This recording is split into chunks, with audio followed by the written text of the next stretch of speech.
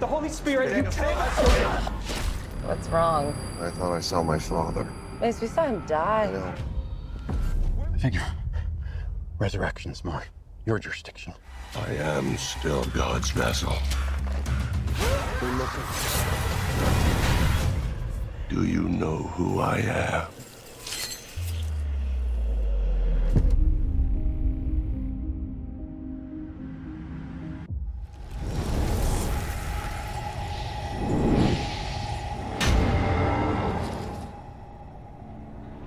The movie opens in Guadalajara, Mexico, where a priest named Mason confronts a demon possessing a young girl. He says, "Just leave the poor child alone and be done with this already," as they all know how this ends. Mason adds that it would be much easier if it simply revealed its name. As the possessed girl scratches the wall, her fingernails break off, to which Mason sighs and says they have no choice but to go through the entire ritual. He lights a candle and places it on the floor, demanding the demon to state its name, to which the demon says they have great power to make demands. Daniel, Mason's assistant, hands him a crucifix, and Mason, holding the cross toward the girl, commands the demon again. But the demon replies, "You and I are fellow travelers." Mason repeats his demand, but the demon cuts him off, frustrating him, and in response, Mason sprinkles holy water on the girl, causing the demon to scream in agony. Daniel urges the demon to reveal its name,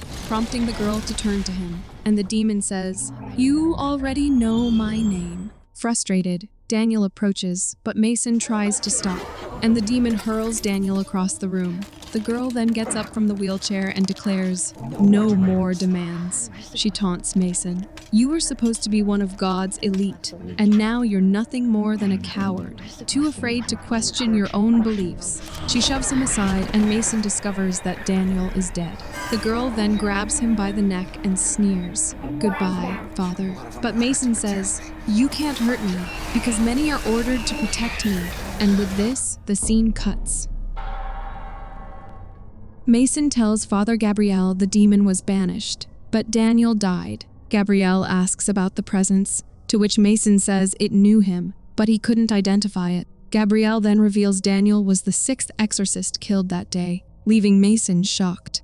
Next, we see Mason in southern Alberta, Canada, waiting for someone, when he spots a man standing on a bridge. Shocked, Mason gets to his feet as the man walks toward the guardrail, and Mason watches as the man climbs onto the rail, and before Mason can react, the man jumps off the bridge, but Mason doesn't see anyone there. Just then, Need a lift? Tanis arrives to receive him, and Mason finds himself back at his original place. On the drive, Mason tells Tanis that the last 24 hours have been strange, saying, for one, he thought he saw his father standing on the bridge just before she picked him up. Tanis says they saw him die, to which Mason admits it sounds crazy. She asks what he was doing, and Mason says he jumped off the bridge, but when he looked down, he was gone. Tanis says it's normal to be triggered by returning to a traumatic place, and, given his exhaustion, she's surprised he's not seeing more. Mason says there is that Tanis trauma he knows and loves, and she responds that she misses him, adding that seeing him only once a year isn't enough. She then tries to get closer, but he stops her, saying he can't. Tanis asks if it's because he conducts a ritual that acts as a psychosomatic treatment for mental conditions, to which Mason says she has to look at it that way as a psychiatrist, but she hasn't seen what he has. Tanis reminds him she's been to war and recalls how miserable he was at the group home. She says she understands the seminary was his escape, just like the military was hers, but she's broadened her perspective.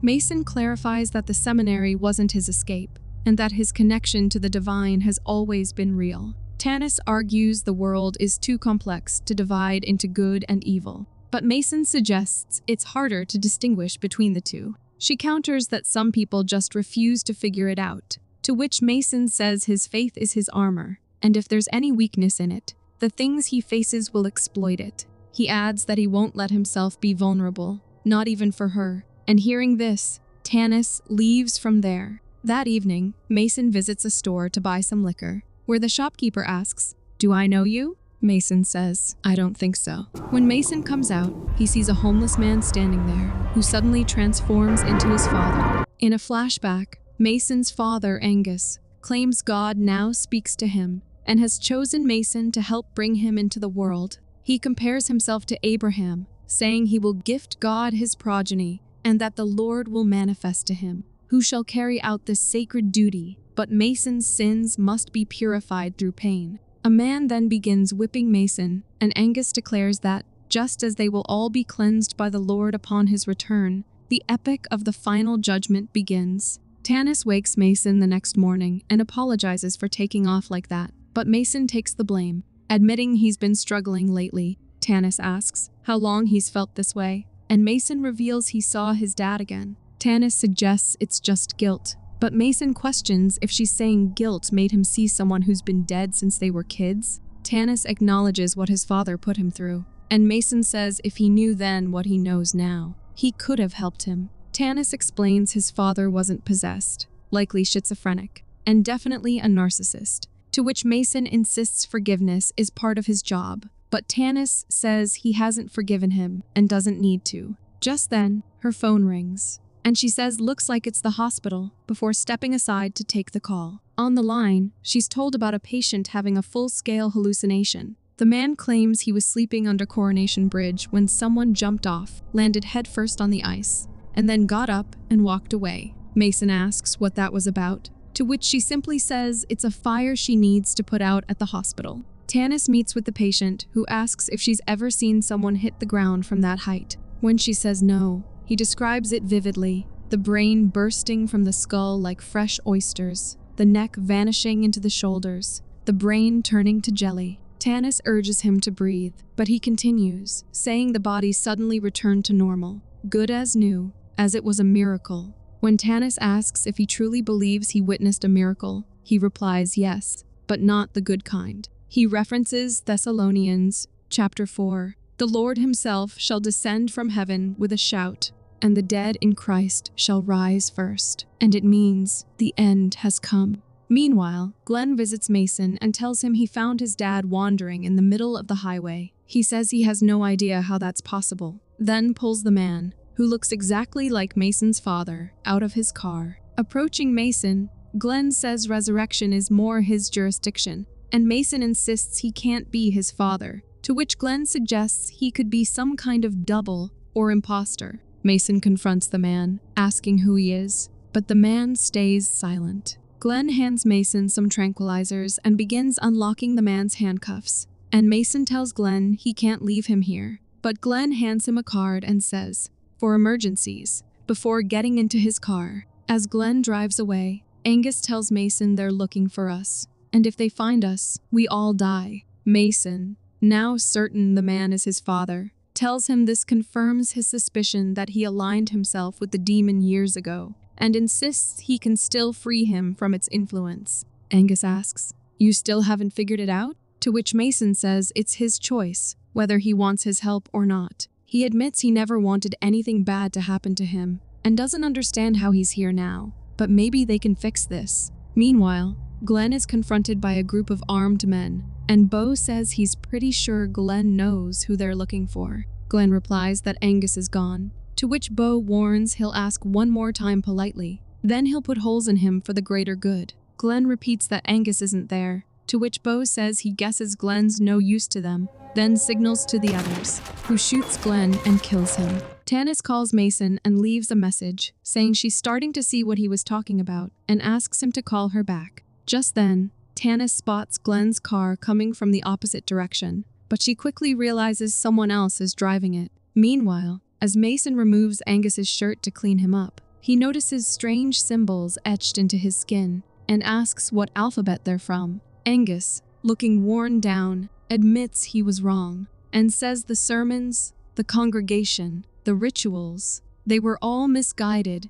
and he was deceived from the very beginning. Mason says he's glad to see Angus is finally starting to understand what really happened. Tanis stops by the police station, where Officer Lester asks if there was any sign of Glenn in the area. Tanis says there wasn't, to which Lester mentions that Glenn had said he was dealing with a personal matter earlier, and maybe this is connected. but he'll check in with him. After Tanis leaves, Lester makes a call and says she'd like to speak with the Grand Cleric. Meanwhile, Mason leaves a message for Father Gabriel, saying there have been some interesting developments and asking him to call back. But Angus says that fraud in Rome won't help them. Mason sits beside him and says that after all the abuse Angus put him through, the Jesuits gave him the structure he needed to rebuild his faith, and they taught him the rite of exorcism. Angus calls it all manipulation and says he refuses to be an accomplice. Mason says you have been given a second chance. Why throw it away? To which Angus says he won't let me die. Mason asks what he means, to which Angus asks, how many times do you need to see something before you believe? Saying perhaps there is no avoiding the prophecy after all. Mason says all these years, you thought you were channeling God, but it was the opposite, and urges him to let him purge the demon once and for all. Angus says he is still God's vessel, to which Mason says if he thinks that, he is still a fool. Later, as Angus tries to sleep, he sees a presence in the room that shakes him and deeply frightens him. In a flashback, young Mason tells Glenn Angus' location, and Glenn reassures them, telling them to stay put and safe. Glenn and his team storm the building, launching an attack on Angus and his cult. Angus is arrested, but in the chaos, he grabs a gun from an officer and is shot. Mason wakes up to find Angus choking him, but he manages to get him down. Angus says there's no choice as the Lord has found them, and he won't let me die, so I must stop him. Mason brings Angus back to his room, but Angus says he'll murder them all. Just then, he sees someone in the room, and Mason asks, "What are you looking at?" But Angus says it's too late. Mason releases him, and Angus suddenly sits upright before collapsing back onto the bed. But Mason places his hand on his head and calms him down. As Mason ties his hands to the bed, Angus says he is here. Mason asks, "Who?" To which Angus speaks in a foreign language. Meanwhile, Tanis sneaks into the ranch and sees an old woman giving blessings to a group of people. Just then, a man notices her, and Tanis strikes him and begins to choke him. But the old woman holds her at knife point and says, "Let him go, or I'll bleed you dry." Tanis releases the man, but another woman knocks her down. As Mason cleanses the room, Angus tells him to stop, saying he's empowering him, and a beam of light bursts from his eyes and mouth. Mason continues, declaring that the space is now holy and must be protected from demonic influence. Angus pleads, "Kill me," saying maybe if you do it, I can die. But Mason simply turns and leaves the room. Mason calls Glenn's number to ask what happened with Angus before he was dropped off, but it's Beau who answers, asking, "Where is he?" And Mason replies, "He's still at Tanis's." After this, Mason tries to reach Father Gabriel, but learns he was killed during an exorcism the night before. Shocked, Mason asks how many exorcists they've lost, but he is told he's forbidden from performing any rituals until an investigation is complete. Mason enters Angus's room and asks if he can hear him. He touches Angus's forehead, but his skin sticks, and the area glows as Angus speaks in a foreign tongue. Mason asks, "Who are you?" Before a beam of light blasts from Angus, and as the noise intensifies, the room shatters around him, and Mason is forced to flee. Meanwhile, Tanis regains consciousness and sees a girl named Gail brought forward for judgment. A woman says Gail was found with a boy, and Eunuch reminds them of the church's stance on sex outside the flock. The woman confirms it was fornication, to which Eunuch declares, "One step outside temptation, and God speaks through me," before pronouncing Gail guilty. Tanis watches in horror as Lloyd shoots Gail, and Eunuch then orders, "Remove the guilty and bring the next." Mason enters his father's room, ready to perform the exorcism, and the entity asks why he's there, to which Mason replies, "To send you back to hell." The entity says, "The children always get it backward." Mason asks the entity its name, to which it replies, "You don't recognize me, yet call yourself a man of God." Mason retorts, "I'm not as easily fooled as my father," and begins reciting the prayers, but the entity says, "Your rituals only make me stronger." Mason says, "You don't speak, but I hear you," and the entity reveals, "I damaged your ears so you'd listen with your heart, as it's the only way to hear me." He asks, does he remember he heard him before at the youth home, and Mason recalls, "Come to me, and we shall start anew," the entity asks. "Do you know who I am?" And Mason replies, "You're a liar." The entity claims Mason was chosen, despite resisting his father's preparations. Mason asks, "Whipped, tortured, beaten, what was that preparing me for?" And the entity answers, "For today." It says, "Just as you abandoned your father, humanity has abandoned me, and now I will abandon humanity." It says it needs his help, as it once needed his father's, saying he resisted too. But deep down, like you, he knew mankind had failed and would fall to the devil. Mason says, "You can't hide your identity forever," then steps forward and tears Angus's t-shirt open, revealing the symbols on his chest glowing. He then demands the entity to reveal its name, but quickly realizes that nothing he's doing is having any effect. Thinking for a moment, he flips the crucifix upside down, and the moment he does, the entity begins to writhe in pain. Suddenly, the entity breaks free from the ropes, and peeling the skin from its face, it asks, "Do you recognize the face of God?" Meanwhile, Eunuch asks Tanis what brings her here on such a sacred occasion, to which she replies, "Dumb luck." The old woman asks if he realizes who Tanis is. She urges Lloyd to lower his pistol, calling Tanis's presence a great blessing.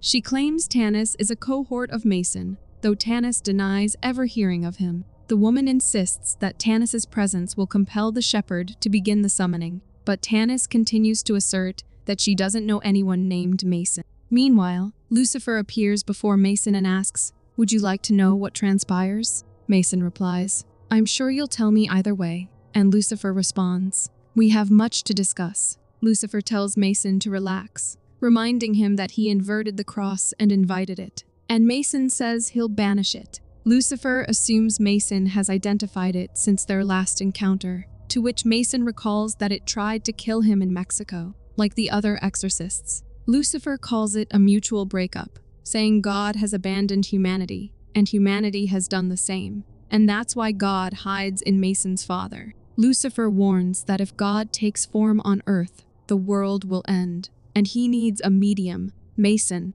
for that to happen. Mason realizes that's why it has been eliminating exorcists, and Lucifer says God was using his father to prepare for this, but by the time he realized the truth, it was too late. When Mason asks why it matters if God manifests, Lucifer says God must be present here to end the world, as it's one of their cosmic rules. It claims God isn't as almighty as people think, and calls everyone, including himself and Mason, abused children. He says their fathers are in the next room, weak and vulnerable, and they have to ensure they can't hurt anyone again. When Mason tells it to do it himself, Lucifer says it can't, as God's light still burns the unrepentant. It reveals it was once God's most cherished creation, and asks Mason to imagine what God would do to the rest of humanity. It insists they must stop him from ever harming another soul. Mason refuses to make a pact, and Lucifer frames it as preventing mass murder or suicide. But Mason tells it to go back to hell, and Lucifer replies, "I'll see you soon." Mason notices a blinding light coming from Angus's room, and suddenly, the door bursts open. At that moment, Bo arrives and informs Mason that he's now called the Grand Cleric, and suggests Mason do the same. He thanks Mason for helping them find his father, saying they've been searching for him for a long time. Bo adds that Angus once confided in him that today would be the day of the summoning, and his prophecy was spot on. He then orders Randall to bring in the containment unit and secure Angus. Mason says, "You can't kill me, as you need me to perform the ritual," to which Bo agrees and says, "But the Lord knows I can still hurt you plenty. Besides, we've got someone down at the ranch you might want to see again." Mason suddenly sideswipes Bo's gun, accidentally shooting a guy, and he flees. Bo and Randall set out in search of him, and they stop by a store. Bo goes inside the store to talk to the shopkeeper, and we see that Mason was hiding in their truck, who quietly gets out of it and hides nearby. He then enters the store asking to use a phone, and the shopkeeper allows him to make the call. But as Mason makes a call to report the emergency, the shopkeeper quietly grabs a bat from behind the counter and suddenly strikes Mason. Next, we see an inverted cross, and Mason emerges from it, tearing through the structure. Dazed and disoriented, he gets to his feet and looks around, spotting a relic from the war in heaven, a weapon said to have felled 1,000 angels. A voice tells him to take it and slay all that is holy. Suddenly, visions flood his mind, and in an instant, the relic appears in his hand. The next moment, he finds himself restrained, but the relic is still in his grasp. As Mason looks around, he spots Tanis nearby and sees members of the cult engaged in a discussion. Without drawing attention, he drops the relic and kicks it toward Tanis, who discreetly pulls it toward herself. But Eunuch alerts the others that he's awake. Bo steps forward, saying it's almost time for the summoning, and he hopes Mason is ready to play his part. But first, they need to purify him. They untie Mason's hands and drag him away, pinning him down as they hammer a nail through his hands. Bo says, "Just like old times, now would be a good time to start confessing." He begins whipping Mason, each strike echoing in the room. But after a tense moment, Mason finally speaks, telling Bo there's something he needs to know. As Bo leans in closer, Mason warns him that if the presence is truly gone, then this ritual could mean the end of everything. Randall says that's not news to them, and Bo adds that their souls can't be saved without the rapture, claiming this was the one thing he and Mason's father never agreed on. He never accepted the end times, Bo says, but God's will is God's will. We don't get a say, and we're just making sure we're the first ones saved. Tanis asks if he really believes this is what God wants, to which Bo says, "I guess you're back with your old girlfriend now," then turns to Mason and adds, "So start confessing. Or should I get Lloyd to start painting the walls?" Bo tells Mason to start confessing now, and raises the whip again, striking him with brutal precision. Under the searing pain, Mason finally confesses that he has harbored lust for a woman, an act in direct violation of his priestly vows. As the confession ends, Bo, satisfied, tells the members to prep him. Next, we see them in a barn, where Mason is summoning the god while everyone watches in excitement. As it begins to work, suddenly Eunuch rushes forward to see the deity, but his head explodes, shocking everyone. Moments later, energy balls burst from Angus's face and sweep across the barn, killing the cult members one by one before being absorbed back into him. Mason tries to flee, but the coffin suddenly explodes, hurling him backward, and he watches in horror as Angus, now transformed into a god, rises and tells Mason that it's too late, as the summoning is complete. Desperate, Mason rushes and grabs a crucifix and confronts the god, holding the inverted symbol before him as he calls upon Lucifer for his blessing. In Lucifer's name, Mason forces the god to his knees and attempts to banish him. But the god flings Mason aside, declaring that his sins make him weak. As the god approaches, vowing that Mason's soul will burn for all eternity, Mason raises a shield to defend himself. However, the god easily shatters it. Meanwhile, as Tanis picks up the relic to free herself, her eyes suddenly widen as visions flood her mind. She manages to break free and approaches Lloyd and attacks him, after which she grabs his pistol and shoots him. God tells Mason that he still has time and urges him to repent and be saved. But just then, Tanis fires all the bullets in her pistol at God. The god laughs, unfazed, and approaches her, and Tanis tries to attack with the relic, but God stops her with ease and hurls her away. Mason picks up the relic and calls out to the god, saying "Dad," and as the god turns to him, Mason stabs him with the relic. As the god collapses, Lucifer tells Mason that he knows what he must do, saying their fathers have abdicated their reigns, and urges Mason to kill them now and save them all, as it's the only way to prevent the end. He warns Mason to act before they regain their strength, stating that their fathers have forsaken them and there is no chance of regaining their love. In response, Mason stabs Lucifer with the relic, and Lucifer tells him it was a foolish move, as the relic can only harm the divine. Mason replies, "No matter how our fathers have wounded us,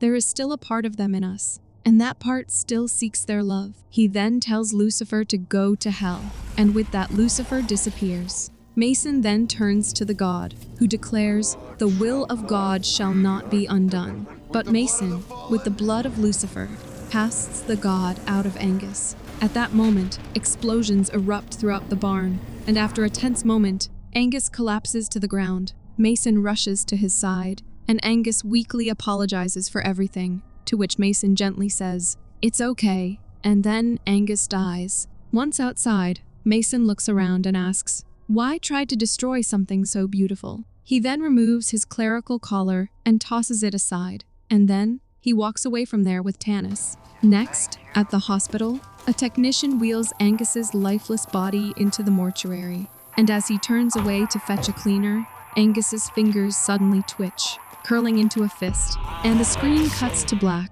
Thanks for watching. If you enjoyed the chills, hit that like button, subscribe, and turn on notifications so you never miss a scare. Until next time, stay spooky.